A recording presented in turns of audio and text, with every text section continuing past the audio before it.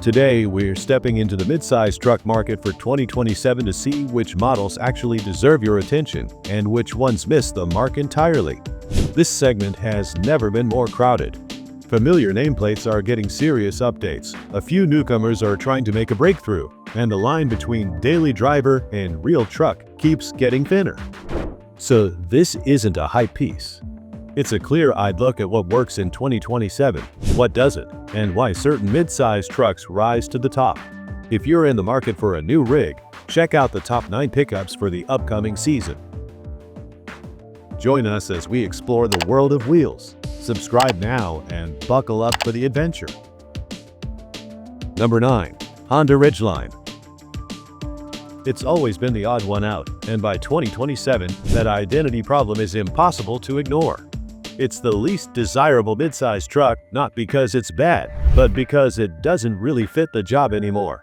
When Honda first rolled out the unibody pickup idea, it felt clever. The Ridgeline drove like a crossover. For buyers who wanted an open bed without the stiffness and clatter of a body-on-frame truck, it made sense. Fast forward to 2027, and that advantage is gone. Small trucks have arrived in force, and they do the easy-to-live-with thing better and cheaper. They sip less fuel, cost noticeably less to buy, and feel less bulky in everyday traffic. If comfort, commuting, and light-duty use are your priorities, those newer compact pickups simply make more sense now. The 2027 Ridgeline isn't broken, it's just outgrown by the market around it. Number 8. Kia Tasman. The pickup lands in the US with plenty of curiosity around it, and just as much skepticism. That's the reality of being a first-time player in the mid-size truck market. Kia has momentum as a brand, no question, but pickups are a different world, with different rules and very little patience from buyers. On its debut, the Tasman looks the part. Tough stance, modern tech, competitive powertrain specs. Everything you'd expect in 2027 is there. The problem isn't what Kia promises. It's what it hasn't proven yet. Buyers care deeply about durability, long-term reliability, and how a truck behaves after years of towing. Kia simply doesn't have a track record here, and until it builds the reputation, it will hang at number 8. Number 7. GMC Canyon. Unlike some of the newer faces in this segment, the Canyon doesn't need an introduction. GMC has been building trucks for a long time. The 2027 Canyon looks right, drives right, and carries itself like a rig that knows exactly what it is. The issue isn't value in the usual sense. The Canyon isn't overpriced. It's expensive by design. GMC made a clear decision to push it upmarket, and you feel that move everywhere. There's only one engine available, and it happens to be the most potent setup in the class. Even the base version doesn't feel bare bones. It's upscale from the start with solid materials, strong tech, and a refined ride that separates it from more work-focused rivals. Climb the ladder to the Denali trim, and the 2027 Canyon turns into a luxury truck. This premium presence feels closer to an SUV than a job site tool. Ownership is where the commitment is required. The premium price tag doesn't end at the dealership. Maintenance and repairs also reflect the Canyon's upscale positioning. This is not the kind of truck you casually toss into rough use and forget about. It rewards care, and it expects it. Number 6. Toyota Tacoma. The truck still wears the bestseller crown, and that doesn't happen by accident. Toyota earned that loyalty over decades, building trucks that lasted forever and asked for very little in return. In 2027, the Tacoma feels like it's coasting more than leading. A big part of its continued success comes from momentum and a market that hasn't fully caught up yet.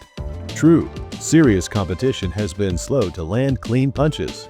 That gap won't stay open much longer, and when it closes, Tacoma's recent decisions start to look risky. The move away from the V6 is the flashpoint.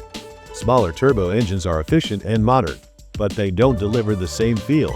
Tacoma fans care about sound, response, durability, and long-term confidence.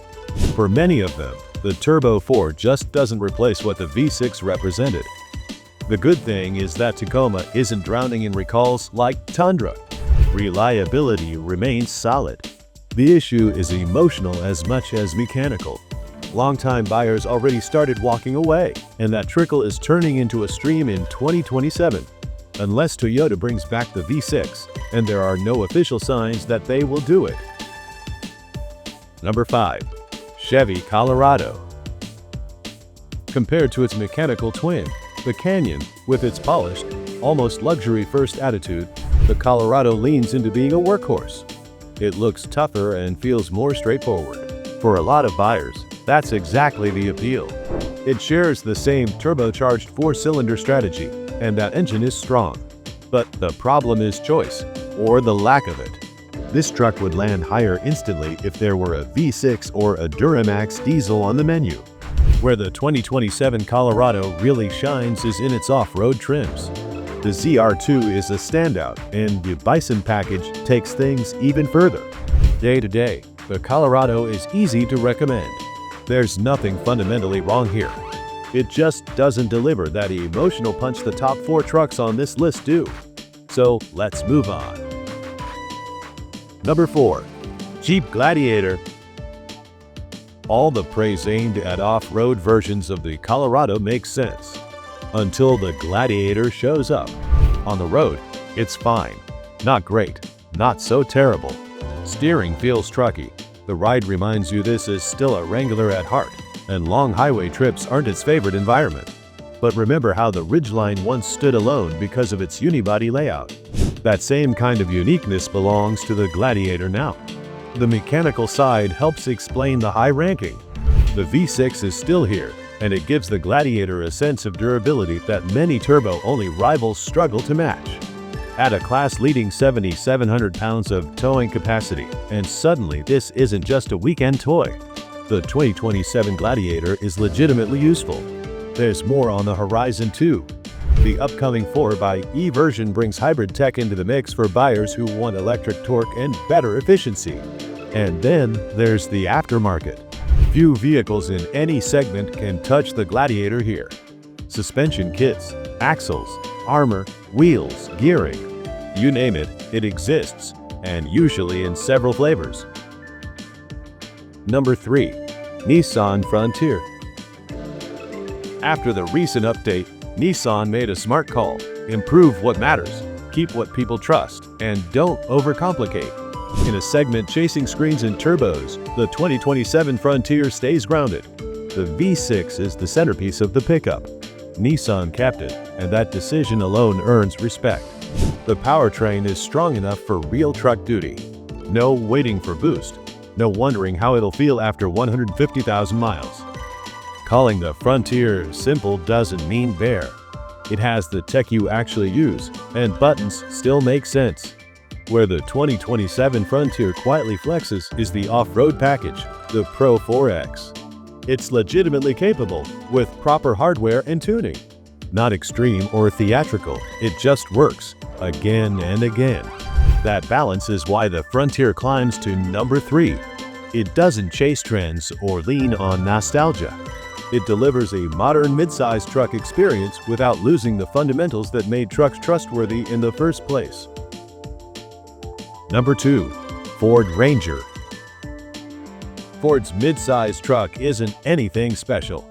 Ranger is an average pickup, even one of the worst on this list. It's competent, but it doesn't stand out anywhere. Compared to others on this list, it can feel oddly forgettable. Ford knows that, and Ford doesn't tolerate forgettable, especially when trucks are involved. The 2027 Ranger story is about to change fast. The upcoming Super Duty variant, already a real thing in Australia, will completely flip the narrative. A mid-size truck with a 10,000-pound towing capacity is not a small tweak, it's a disruption. That number alone is enough to rocket the 2027 Ranger up this ranking.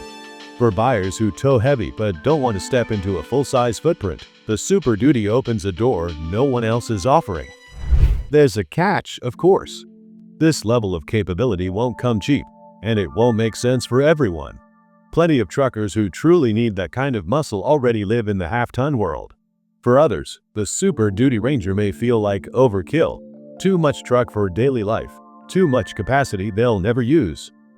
That's why the 2027 Ranger stops at number 2. But without the Super Duty, this truck would sit much lower on the list. Number 1. Ram Dakota. And here it is. The return of the Ram midsize truck. Not a Jeep Wrangler with a bed, not a niche off-road experiment, but a proper Ram through and through. The Dakota name is official, and even without full details, it already feels like the most important debut of 2027. Yes, there's still a lot we don't know. Design, interior layout, final specs. But some things are easy to read between the lines. The Hurricane 4-cylinder is almost a lock, and it fits this segment perfectly. The confidence in 2027 Dakota doesn't come from hype, but from context. Look at what Ram has done in the half-ton market. The 1500 redefined expectations for ride quality, interior comfort, and drivability. If the Dakota borrows that DNA and shrinks it intelligently, the truck will instantly become the one to watch. We rank the Tasman lower because it has no legacy to lean on. Ram is the opposite. The company has a high reputation in the truck world, and that credibility changes everything before the first Dakota even hits a showroom. That's why it takes number 1. Not for what it has shown yet, but for what it's almost guaranteed to become. Thank you for watching. We look forward to seeing you next time.